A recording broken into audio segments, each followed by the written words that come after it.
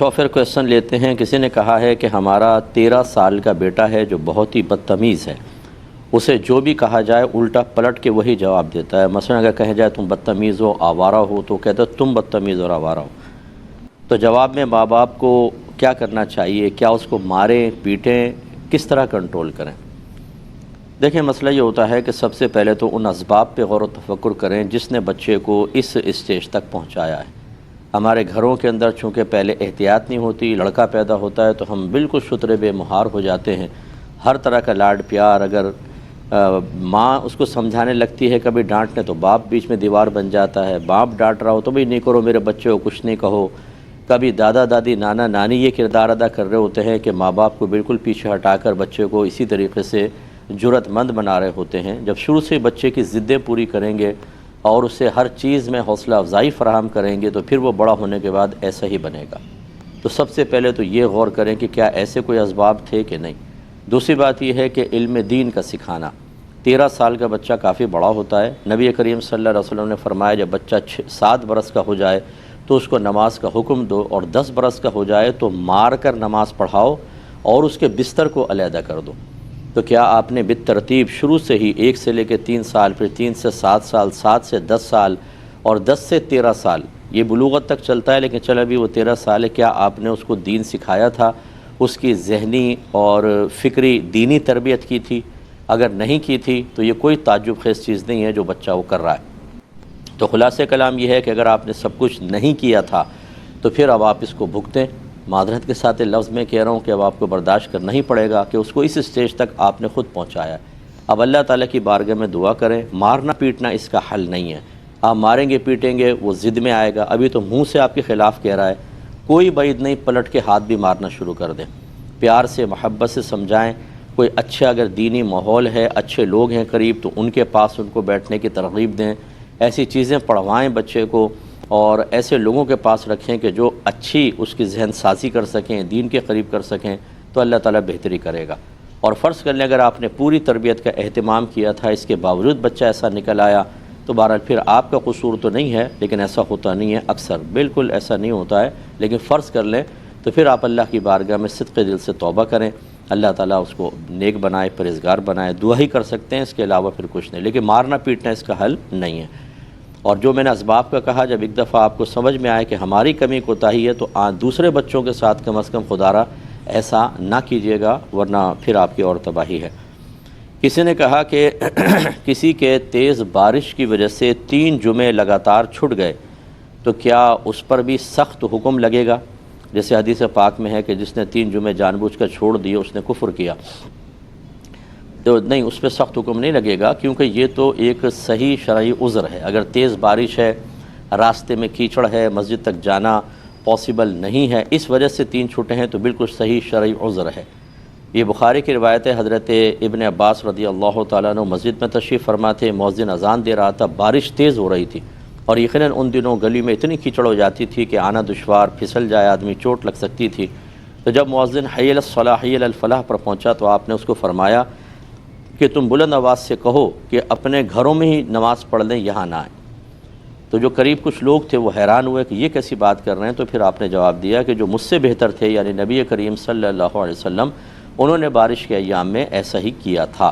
اس کا مطلب یہ ہوا کہ خود نبی کریم صلی اللہ علیہ وسلم کے دور مبارک میں سرکار نے تیز بارش میں صحابہ کو مسجد میں آنے سے روک دیا، کیونکہ اس میں بہہ سکتا تھا، سیلاب کا سا موقع، یا کیچڑ میں کوئی گرے گا، چوٹ لگے گی، تو پھر گھر میں ظہر پڑھنے کا حکم ہوتا ہے۔ تو جب یہ اجازت خود شریعت کی طرف سے ہے تو پھر بالکل سخت حکم نہیں لگے گا۔ لیکن یہ ضرور ہے کہ اگر فرض کر لیں کسی کا دروازہ بالکل مسجد کے ساتھ ہی ہے، نکلے گا اور ایک دم مسجد میں داخل ہو جائے گا اور چھتری بھی موجود ہے، تو پھر یہ تیز بارش اس کے لیے شرعی عذر نہیں بنے گی۔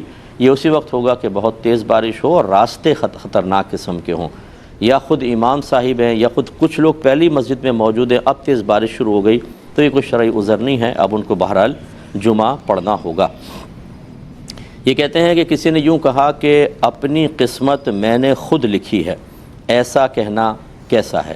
ایک اور بھی سے ریلیٹڈ کویسچن ہے، لیکن پہلے یہ دیکھ لیتے ہیں۔ دیکھیں، بارہا میں نے آپ کو بتایا کہ پہلی بات تو یہ کہ یہ بالکل غلط کہا، اور اگر اس نے سب کچھ عقائد وغیرہ سمجھ کر بھی ایسا کہا ہے تو اس کو تجدید ایمان، تجدید نکاح کرنا لازم ہوگا۔ اب مسئلہ یہ ہے کہ جو قسمت ہے یہ اصل میں اللہ تبارک و تعالیٰ کی طرف سے لکھا ہوا، یہ اللہ کی طرف سے کیا گیا وہ فیصلہ ہے جو اس نے مخلوق کے لیے کر دیا ہے۔ اور صحیح حدیث کے مطابق اللہ تعالیٰ نے مخلوق کی پیدائش سے 50,000 سال پہلے ان کی تقدیریں لکھ دی تھیں، تو لوح محفوظ میں سب کچھ لکھا ہوا ہے۔ تو اب یہ کہنا کہ جی میں نے اپنی قسمت خود لکھی، یہ بے وقوفی کی بات ہے۔ تو اللہ تبارک و تعالیٰ نے لکھی، اس لیے میں نے کہا اگر اس نے عقیدہ سمجھتے ہوئے کہ لکھی اللہ نے، لیکن کہ اللہ نے لکھی میں نے، تو اس کا مطلب ہے اللہ کو جھٹلا رہا ہے، حدیثوں کو جھٹلا رہا ہے، تو اس کے لیے تو سخت حکم ہوگا۔ لیکن بعض لوگ ایسے سمجھتے ہیں کہ چونکہ میں نے بہت محنت کی ہے اور ان کی محنت کے موافق کوئی پازیٹیو رزلٹ نکل آتا ہے تو وہ اس کو یوں تعبیر کر دیتے ہیں کہ میں نے اپنی قسمت خود لکھی ہے۔ لیکن بھائی جان آپ نے پھر بھی اس کے باوجود ایسا کہنا شرعاً جائز نہیں ہے۔ وجہ اس کی یہ ہے کہ جب آپ کوئی محنت کرتے ہیں تو اس محنت کے لیے موافق اسباب کون مہیا کر رہا ہوتا ہے؟ اللہ تعالیٰ کر رہا ہوتا ہے۔ اگر آپ محنت کر رہے ہیں لیکن آپ کی فیکٹری میں آگ لگ جائے، آپ جا رہے ہیں آپ کا ایکسیڈنٹ ہو جائے، ٹانگیں ٹوٹ جائیں آپ کی، کر لیں گے آپ سب کچھ؟ یہ جو اللہ تعالیٰ عافیت دیتا ہے کہ ایکسیڈنٹ سے بچانا، پھر ناگہانی آفات سے بچانا، پھر مخلص لوگوں کا مل جانا جو خیانت نہ کریں، آپ کے ساتھ مل کر دیانت داری سے کام کریں، تب کہیں جا کے ایک آدمی ان موافق اسباب کو حاصل کرنے کے بعد ترقی کرتا ہے، اور ترقی کرنے کے بعد پھر یہ کہے کہ یہ سب کچھ میں نے کیا ہے اور صرف میری محنت کا نتیجہ ہے، اللہ تعالیٰ نے کچھ نہیں کیا، معاذ اللہ ثم معاذ اللہ۔ وہ احمق ہی کہہ سکتا ہے جس نے کبھی دین کو سمجھنے اور پڑھنے کی کوشش نہیں کی ہو۔ اسی لیے کہا جاتا ہے کہ فرض علوم کورس کرنے چاہیے تاکہ آدمی کی سوچ اور فکر دینی تعلیمات کے تابع رہ کر اس کو گمراہ نہ کر سکے۔ ایک کالر ہمارے ساتھ ہیں، پہلے کال لیں گے۔ السلام علیکم۔ وعلیکم السلام۔ مفتی صاحب میرا کویشچن، ایک بیوہ عورت جو اپنی عزت گزار چکی ہو، اپنے جوان بیٹے یا بچوں کے ساتھ اپنے دیور یا نندوں کے گھر میں، ان کی فیملی میں اگر کوئی شادی ہو یا فوتگی ہو جائے، یا ویسے ملنے جا سکتی ہے اور وہاں رات رک سکتی ہے؟ یہ مطلب کس کے ساتھ؟ بچوں کے ساتھ جائے گی وہاں پر سفر وغیرہ پہ؟ جی ہاں، اپنے بیٹے، جوان بیٹے کے ساتھ۔ ٹھیک ہے میں بتاتا ہوں۔ ایک اور کالر ہیں۔ السلام علیکم۔ وعلیکم السلام۔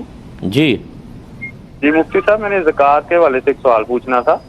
جی زکوٰۃ کا نا میرا نصاب شروع ہو گیا ہے رمضان سے، تو جی 4 ماہ ہو گئے ہیں، زکوٰۃ دے دی ہوئی ہے، تو اب میں چاہ رہا ہوں کہ جو گولڈ ہے نا اس کو فریز کر دوں اپنے بچے کے لیے، لیکن ابھی بچہ کوئی بھی نہیں آیا ہے، تو اس کے مجھے بتا دیں مگر فریز ہو سکتا ہے، رکھ سکتے ہیں یا دینی پڑے گی، یا نصاب شروع ہو گیا ہے، تو سارا تفصیلاً بتا دیں ذرا آپ۔ ٹھیک ہے میں بتاتا ہوں۔ ہاں ٹھیک ہے، شکریہ، مہربانی۔ یہ بہن نے فرمایا کہ ایک بیوہ ہیں، عدت گزار چکی ہیں، تو دیکھیں جب عدت گزار لیں تو اب جو عدت کی پابندیاں تھیں ختم ہو جاتی ہیں۔ اب اگر وہ میک اپ کرنا چاہیں، فرض کر لیں میک اپ کر سکتی ہیں، زیور پہن سکتی ہیں، اچھا لباس پہن سکتی ہیں۔ اگرچہ ہمارے معاشرے میں بیوہ کو جینے نہیں دیتے، اگر وہ ذرا سی بھی لپسٹک لگا لے اور وہ اچھا کپڑا پہن لے تو یہ عورتیں ہی کوہنیاں مار رہی ہوتی ہیں، دیکھ اس کو کیسے پر لگ گئے، جیسی شوہر مرا بھی عدت گزاری ہے پر لگ گیا۔ ارے بھائی پر لگنے کا کیا مطلب؟ شریعت اس کو اجازت دے رہی ہے تو کر سکتی ہیں بالکل۔ تو اسی طریقے سے اپنے جوان بیٹے کے ساتھ سفر کرنا، کسی کے گھر جانا شادی بیاہ میں بالکل جائز، وہاں رات گزارنا چاہیں کیا ممانعت ہوگی؟ جبکہ بیٹا بھی ہے اور دیگر گھر والے بھی موجود ہیں، کوئی حرج نہیں ہے، بالکل جا سکتے ہیں۔ اور میں تمام اپنی بہنوں سے اس کے ضمن میں گزارش کروں گا کہ خدا را اپنے گھر میں جو ہم نے ایک شریعت بنائی ہوئی ہوتی ہے اس کو ختم کریں، اصل شریعت کو داخل ہونے دیں۔ بعض خاندانوں میں نے سنا ہے وہ کہتے ہیں کہ ہمارے ہاں جب کوئی بچی بیوہ ہو جائے تو ہم اس کا نکاح نہیں کرتے ہیں، یہ ان کی اپنی بنائی ہوئی شریعت ہے، جبکہ ہمارا مذہب یہ کہتا ہے کہ عدت گزارنے کے بعد عورت کی جتنی جلدی ممکن ہو سکے شادی کر دیں تاکہ وہ اپنے گھر بار کی ہو، ورنہ تقاضائے نفسانی ہو سکتا ہے اسے گناہ کی طرف لے کر جائے۔ اور اگر فرض کر لیں کہ وہ متقیہ پرہیزگار ہیں اور گناہ کی طرف نہ جائیں تو ایک اذیت مسلسل تو اس کو برداشت کرنی ہوگی، چاہے آدمی کتنا ہی نیک و پرہیزگار ہو۔ یہ باطنی تقاضا جو ہوتا ہے آدمی کا، یہ کوئی فحاشی کی وجہ سے تو نہیں ہوتا، یہ کوئی نیگیٹو چیز تو نہیں ہے، یہ تو اللہ تبارک و تعالیٰ نے ہر مسلمان، ہر مرد کے انسان کے اندر رکھی ہے تاکہ اس کا میلان جن سے مخالف کی طرف ہو اور پھر وہ نکاح کے ذریعے اس تقاضائے نفسانی کو پورا کرے، اور یہی پھر دو مرد عورت کے ملاپ سے بچے پیدا ہوں اور پھر نسلیں آگے بڑھیں، بہت سے مسلمان پیدا ہوں۔ اور خصوصاً نبی کریم صلی اللہ علیہ وسلم نے جیسے فرمایا کہ میں بروز قیامت اپنی امت کی کثرت پر فخر کروں گا، تو اس لیے پھر وہ توالد و تناسل ہو۔ اگر یہ تقاضائے نفسانی نہ ہوتا تو نہ مرد عورت کی طرف مائل ہوتا، نہ عورت مرد کی طرف مائل ہوتی، اور ایک وقت آتا کہ نسلیں ختم ہو جاتی، مرتے جاتے لوگ، نئے بچے پیدا نہیں ہوتے، اکثر ایسی ہوتا اور سب ختم ہو جاتے۔ تو لہٰذا میری بہنوں سے گزارش ہے، خدا را اس طرح کے قوانین نہ بنائیں اپنے گھروں کے اندر، اور نہ کسی کے اوپر اس طرح ٹونٹنگ کریں۔ پہلے یہ دیکھیں کہ شریعت اس کے بارے میں کیا کہتی ہے، اپنی سوچ، اپنی فکر، رسوم و رواج، اور آپ کا طنز کرنا یا آپ کا کسی کو سراہنا، کسی طنز سے رک جانا، سب کا سب شریعت کے تابع ہونا چاہیے۔ اللہ تعالیٰ سمجھ کی توفیق عطا فرمائے۔ ایک اور کالر ہے ہمارے ساتھ۔ السلام علیکم۔ جی وعلیکم السلام۔ جی مفتی صاحب، میں نے آپ سے پہلے بھی کافی دفعہ فون کیا، آپ کا نہیں آج ملا ہے۔ چلیں مل گیا نا، آپ سوال کریں۔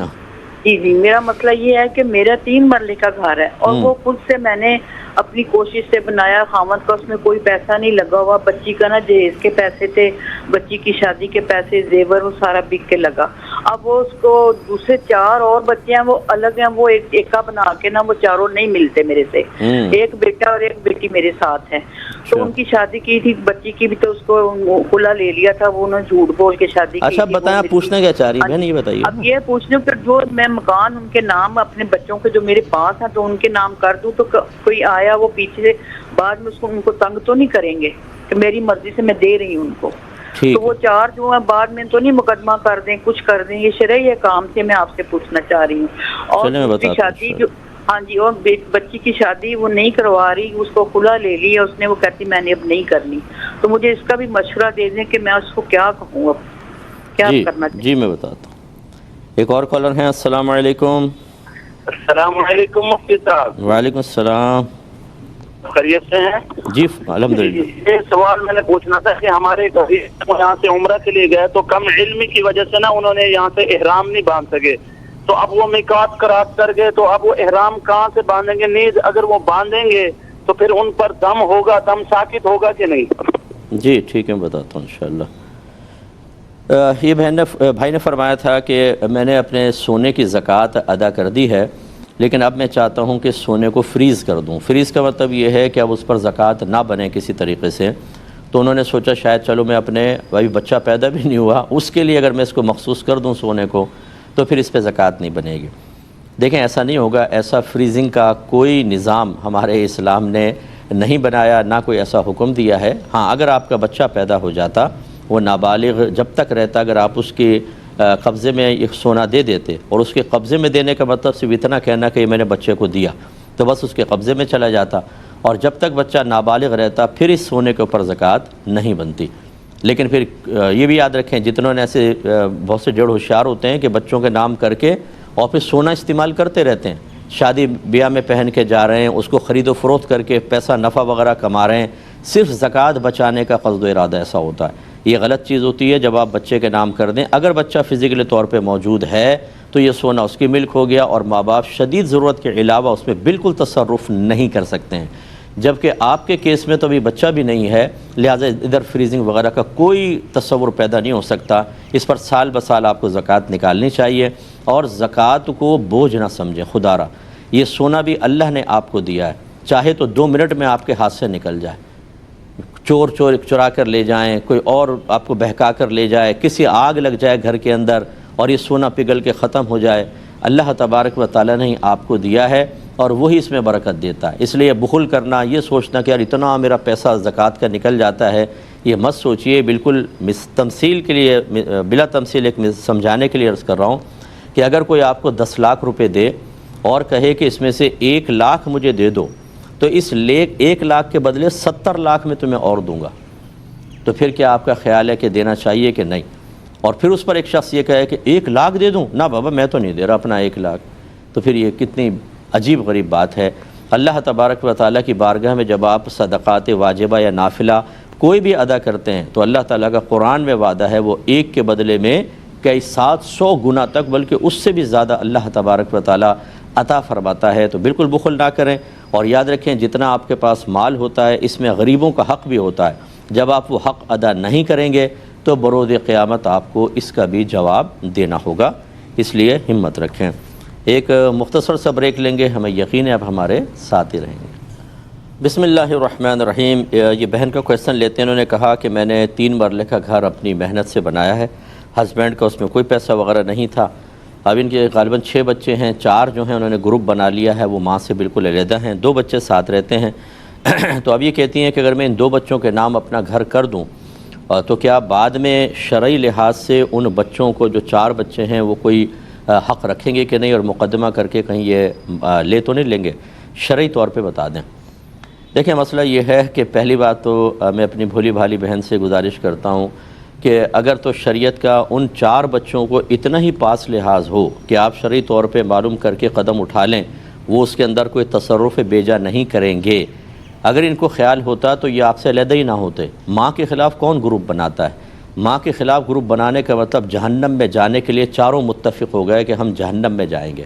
اپنی ماں کو ناراض کرنا, چاہے ماں غلطی پر ہی کیوں نہ ہو. وَإِن ظَلَمَاهُ وَإِن ظَلَمَاهُ وَإِن ظَلَمَاهُ سرکار نے 3 دفعہ فرمایا, اگرچہ ماں باپ اس پر ظلم کریں, اگرچہ ماں باپ اس پر ظلم کریں, اگرچہ ماں باپ اس پر ظلم کریں. یعنی اولاد کو ماں باپ سے حسن سلوک ہی رکھنا ہوگا. تو لہذا یہ 4 جب ابھی شریعت کا لحاظ نہیں کر رہے, بعد میں کیا خاک کریں گے؟ بہرحال دنیاوی قانون کے اعتبار سے آپ کو کارروائی کرنی چاہیے, اور اس میں طریقہ یہ ہوگا کہ اگر آپ سمجھتی ہیں کہ وہ 4 نافرمان ہیں اور آپ کے اس مکان کو اگر وراثت ان تک پہنچتی ہے تو غلط کاموں میں استعمال کریں گے, تو پھر آپ ان بچوں کے نام وہ مکان کر سکتی ہیں, کاغذات وغیرہ بنا دیں, توفتاً ان کے نام کر دیں. لیکن یاد رکھیں یہ اسی وقت ان کی ملکیت میں داخل ہوگا جب آپ ان کو نام کرنے کے ساتھ ساتھ مکمل طور پہ تصرف کا اختیار بھی دے دیں گی. تصرف کا اختیار کا مطلب کیا ہے کہ پھر چاہے یہ دونوں بچے مکان کو بیچیں, کرائے پہ چڑھائیں, کسی کو تحفہ دے دیں, آپ اس میں بالکل مداخلت نہیں کر سکتی ہیں. تو ان کے نام کرنے کے بعد پھر آپ کہیں کہ اگر مجھے ساتھ رکھ سکتے ہو تو رکھ لو, ورنہ میں کہیں اور رہوں گی. وہ کہیں چلے ساتھ رہ لیں, تو پھر آپ ساتھ رہ سکتی ہیں. لیکن اگر آپ یہ کنڈیشن لگائیں کہ میں تمہارے نام تو کر دیتی ہوں لیکن ساتھ ہی رہوں گی, تم بیچ نہیں سکتے, تم کسی کو تحفہ نہیں دے سکتے, میرے مرنے کے بعد کرو, تو یہ کاغذی کارروائی میں تو ان کے نام ہو جائے گا, لیکن شرعی لحاظ سے ان کے نام نہیں ہوگا, بلکہ مال وراثت ہوگا. اور آپ کا انتقال ہوگا تو وہ 4 بچے بھی اس میں شامل ہوں گے. اور فرض کر لیں کہ اگر وہ 4 علیحدہ تو ہیں, لیکن ایسا نہیں ہے کہ وہ آپ کے تمام اس سرمایے کو نافرمانی میں گناہوں کے کام میں لگائیں گے. عام طور پہ بچے تھوڑا بہت ایسا کرتے ہیں, تھوڑا بہت صحیح بھی خرچ کرتے ہیں, تو پھر صرف کچھ بچوں کو دے دینا اور باقی سب کو محروم رکھنا یہ مناسب نہیں ہوتا, مناسب نہیں ہوتا. تحفہ دینے کے اندر یہی حکم ہوتا ہے. تو بہتر ہے کہ آپ تھوڑا بہت ان کے لیے بھی رکھیں, اور باقی ان 2 بچیوں کے لیے جو بھی 2 آپ کے ساتھ ہیں ان کے لیے زیادہ اہتمام کر لیں. دوسری بات یہ ہے کہ آپ نے فرمایا کہ اچھا اب جب آپ یہ اس طرح نام کر دیں گی پھر قانونی کارروائی کے اعتبار سے وہ کچھ بھی نہیں کر سکتے, اور شرعی لحاظ سے تو میں نے آپ کو بتا دیا کہ پہلے دیکھ لیں کہ ان کو محروم کرنا آپ کے لیے قابل گرفت ہوگا کہ نہیں, اس کا ضابطہ بھی ذکر کر دیا. اور جس بچی نے خلا لیا ہوا ہے, خلا کا مطلب ہوتا ہے پیسے کے بدلے میں طلاق. یہ یاد رکھیں, جو بغیر پیسے کے طلاق ہوتی ہے اس کو طلاق کہتے ہیں, جو پیسے کے بدلے میں طلاق ہوتی ہے اس کو خلا کہا جاتا ہے. اور اس میں شوہر کی رضامندی ضروری ہے. اگر تو ایسے خلا ہوا تھا کہ لڑکی شوہر نے کہا تھا مجھے مہر معاف کر دو, یا جو میں نے مہر دیا ہے مجھے واپس کر دو, میں تمہیں طلاق دیتا ہوں, اس نے کہا یس, اور پھر یہ کارروائی ہوئی, تو خلا بالکل ویلڈ ہے اور آپ کی بچی بالکل علیحدہ ہے. لیکن اگر ایسا ہے کہ کورٹ سے 1 سائیڈڈ آپ نے خلا لیا, شوہر آیا ہی نہیں, اس نے طلاق نہیں دی, تو کورٹ کا خلا نافذ ہوتا ہے. لیکن ہر صورت میں بہت ہی نادر اور نایاب صورتیں ہیں جن میں کورٹ کا خلا نافذ ہو سکتا ہے. اگر ایسی صورتحال ہے تو آپ کی بچی اسی سابقہ شوہر کی بیوی ہے, یہ خلا ہوا ہی نہیں ہے. جب نہیں ہوا تو اس کو خواہ فورس کر کے آپ نکاح کروائیں گی, اور وہ کسی کی منکوحہ ہوگی, دوسرا نکاح نہیں ہوگا. اس لیے پہلے اچھی طریقے سے انویسٹیگیشن کر لی جائے, پھر اس کے بعد آپ کوئی قدم اٹھائیں. ایک کالر ہمارے ساتھ ہیں, پہلے کال لیں گے. السلام علیکم. وعلیکم السلام. جی بھائی جان. سوال ہے جی, آپ کو آواز سمجھ نہیں ہے, دوبارہ کہیے گا. آن لائن ٹریڈنگ کے حوالے سے سوال ہے میرا. جی جی بولو. تو اس میں جو ہے آن لائن ڈالر جو ہے وہ انویسٹ کر رہے ہیں, اس کے بعد روزانہ. دیکھیں آپ کی آواز مجھے میں بڑی معذرت چاہتا ہوں, لائن میں کوئی ڈسٹربنس ہے شاید, آپ کی آواز کٹ کٹ کے آ رہی ہے. اصل میں مجھے پورا جملہ سمجھ میں نہیں آ رہا, اور جب تک سمجھ میں نہیں آئے گا میں جواب, شاید یہ آن ایئر صحیح آ رہا ہوگا, لیکن میرے جو ادھر لگا ہوا ہے نا کان میں, یہ چیز اس میں صحیح نہیں آ رہا. میں معذرت چاہتا ہوں. ایک اور کالر ہیں. السلام علیکم. وعلیکم السلام مفتی صاحب. جی یہ مفتی صاحب, یہ صلاۃ تسبیح میں اگر کوئی غلطی ہو جائے تو آخری میں سجدہ سیو کریں گے کہ نہیں مطلب کریں غلطی کیسی مثلا بتائیں؟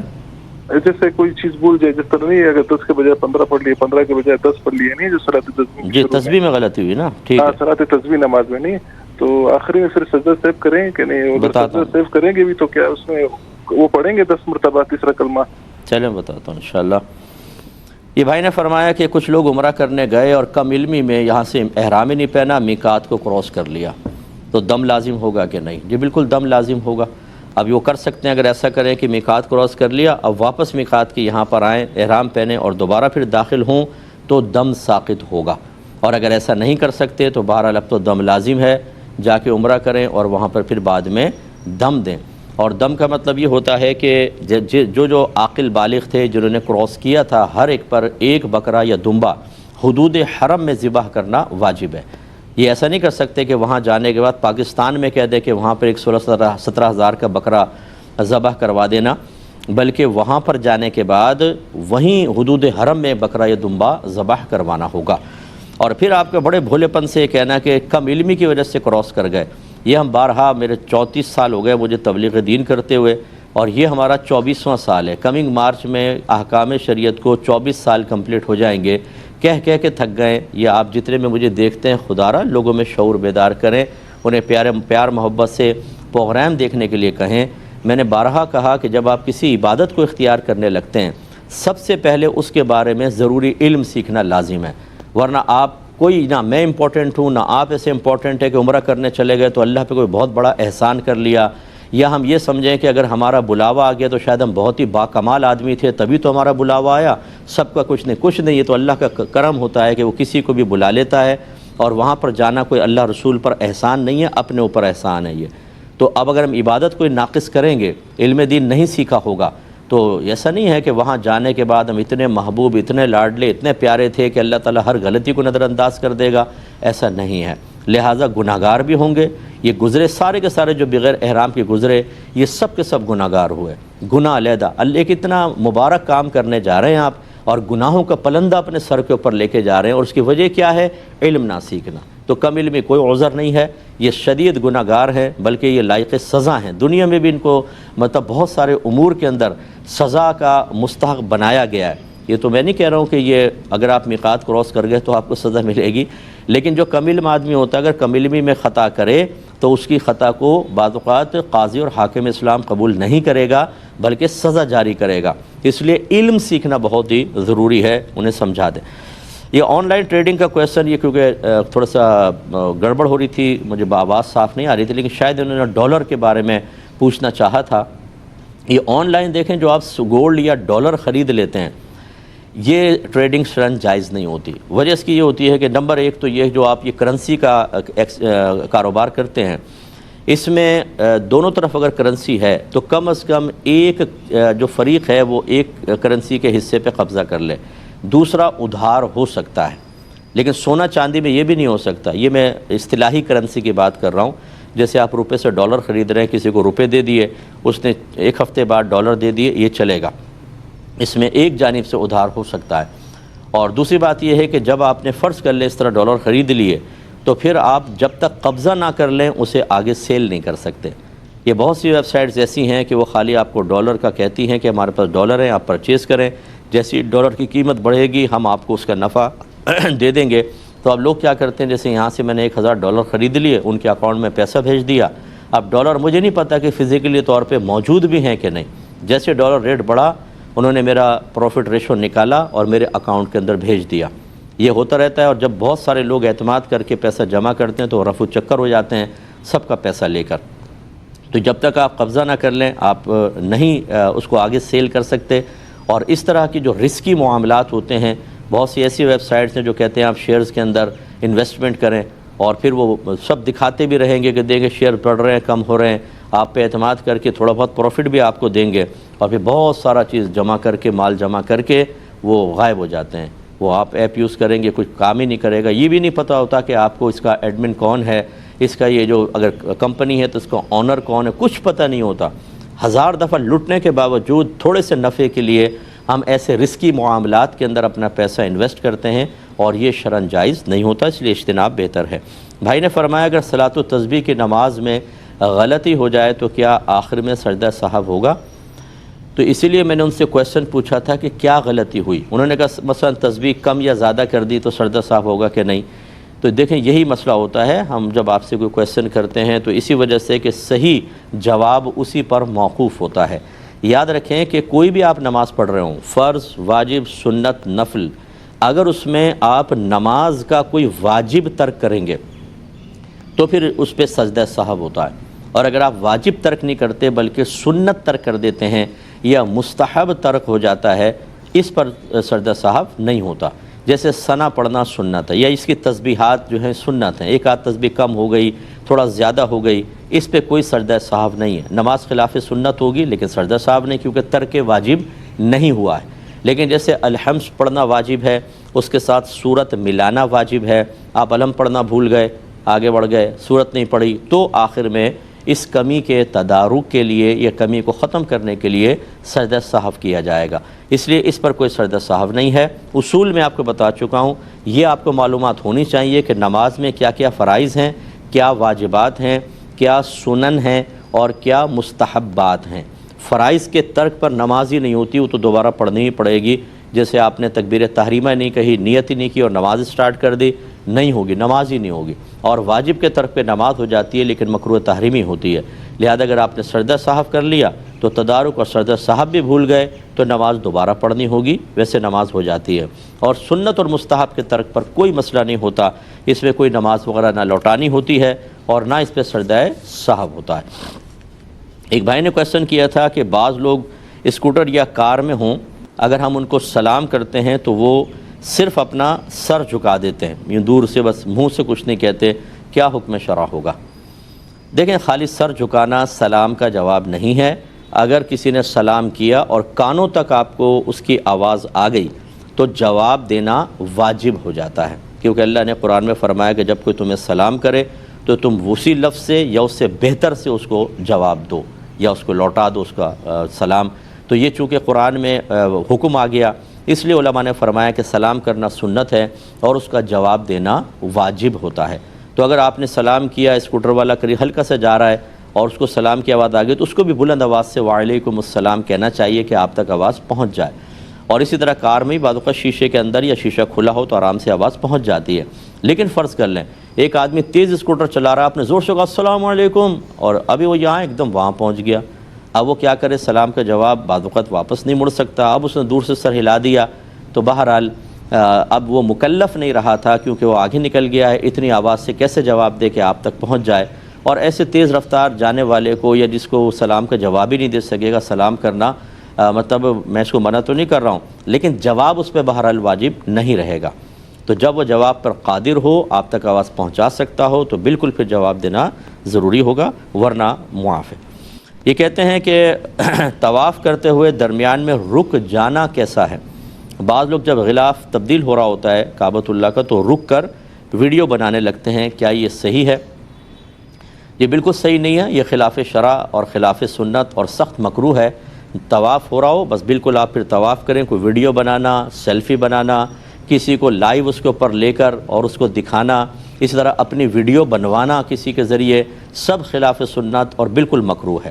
کیونکہ ان چیزوں کے اندر اللہ تبارک و تعالی کی طرف سے توجہ ہٹ گئی اور آپ کسی اور چیز میں مشغول ہو گئے. طواف ایک عبادت ہے اور عبادت میں مکمل توجہ اللہ تبارک و تعالی کی طرف ہونی چاہیے.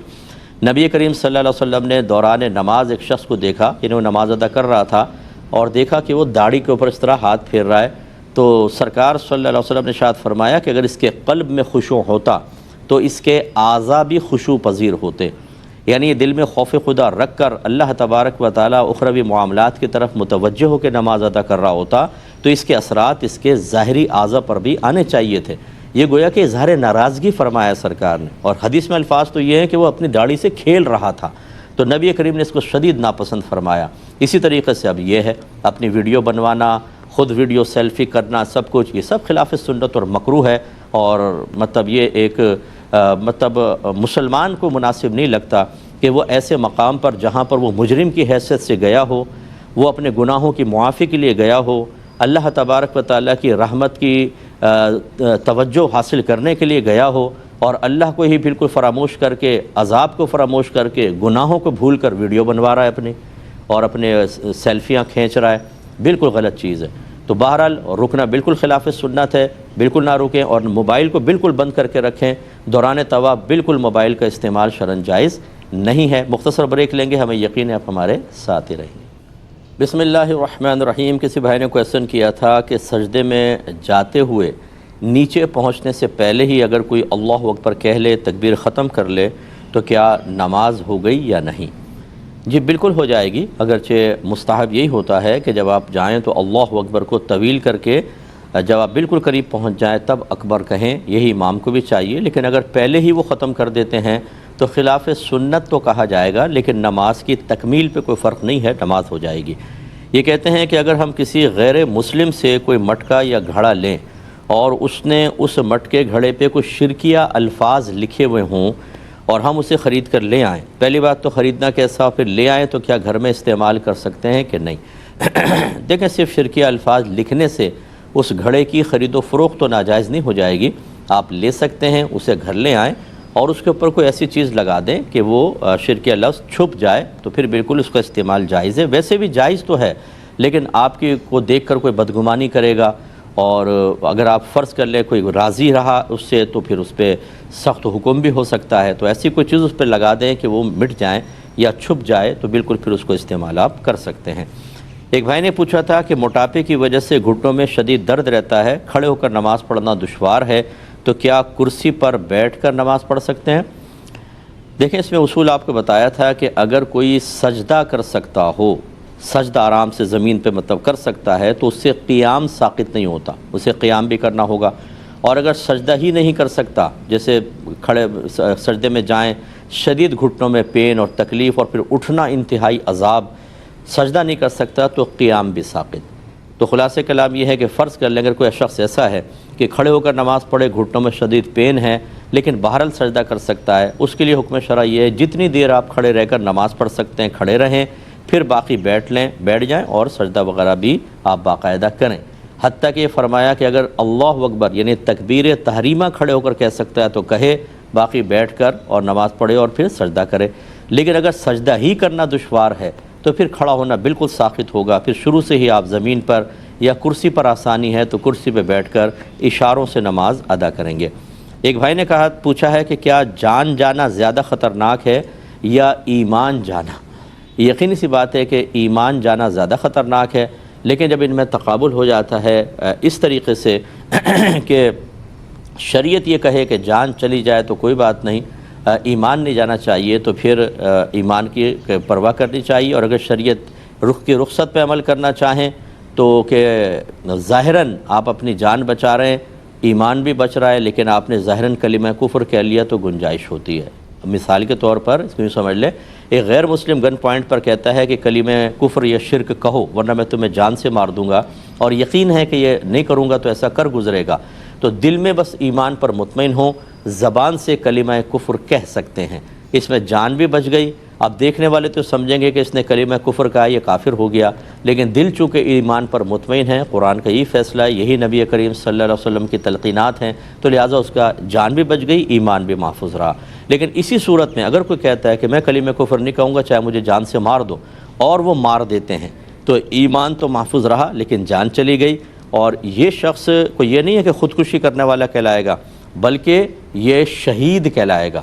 اس قسم کے جو ایمانیات کے مسئلے ہوتے ہیں اس میں عزیمت تو یہ ہے، اصل حکم یہ ہے کہ کلمہ کفر نہ کہو چاہے وہ مار دے، لیکن رخصت کا پہلو یہ ہے کہ زبان سے کلمہ کفر کہہ سکتے ہیں جبکہ آپ کا دل ایمان پر مطمئن ہو۔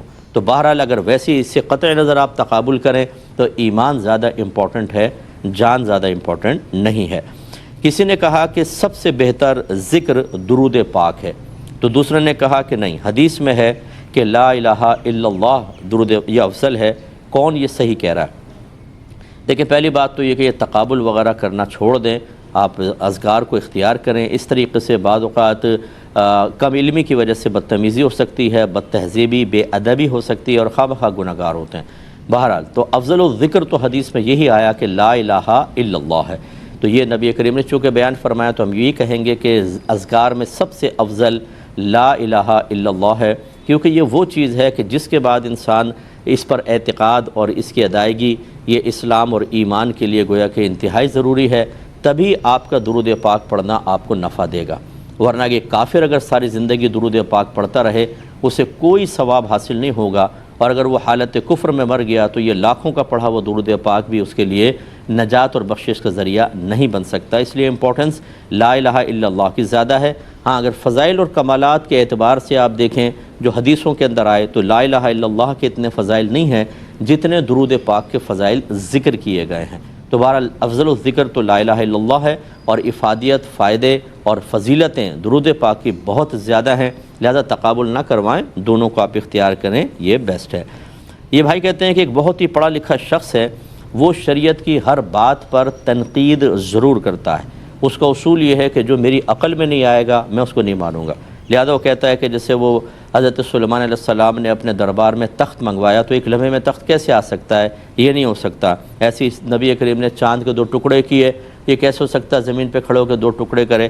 تو یہ کہتے ہیں کہ گویا کہ وہ قرآن ہو یا حدیث، جب تک اس کی عقل میں کوئی بات نہیں آتی وہ انکار کر دیتا ہے، کیا حکم شرع ہوگا؟ دیکھیں ایسا کہنا حرام اور گناہ کبیرہ ہے، ایسی سوچ رکھنا بہت غلط ہے، اور ایسا شخص دائرہ اسلام سے خارج ہو جائے گا، اور یہ مرتد بھی ہو جائے تو کوئی تعجب خیز بات نہیں کہ یہ قرآن کا انکار کر دے گا، حدیث کا انکار کرے گا۔ حدیث کا انکار سے تو ارتداد نہیں ہے، لیکن قرآن کی صریح آیات اگر عقل میں نہ آئے تو اس کا مطلب اس کا انکار کر دو۔ سب سے پہلے غور وہ خود کر لے، اس طرح کے جتنے بھی ہوشیار لوگ بیٹھے ہیں، کہ کیا اللہ تبارک و تعالیٰ کی ذات اور صفات آپ کی سمجھ میں آ سکتی ہیں؟ کہ ایک رب ہے ہمارا، وہ جو کسی نے پیدا نہیں کیا، وہ ہمیشہ سے ہے، اور اس کے علم اور قدرت سے کوئی چیز باہر نہیں، ہر ایک کو ہر وقت وہ ملاحظہ فرما رہا ہے، کوئی اس کی نگاہوں سے اوجھل نہیں ہوتا۔ آپ ذرا غور کر لیں اللہ کی ذات و صفات پہ، وہ عقل میں نہیں آتا تو کہ اللہ کے وجود کا انکار کریں گے تو بہرحال بالکل غلط ہے۔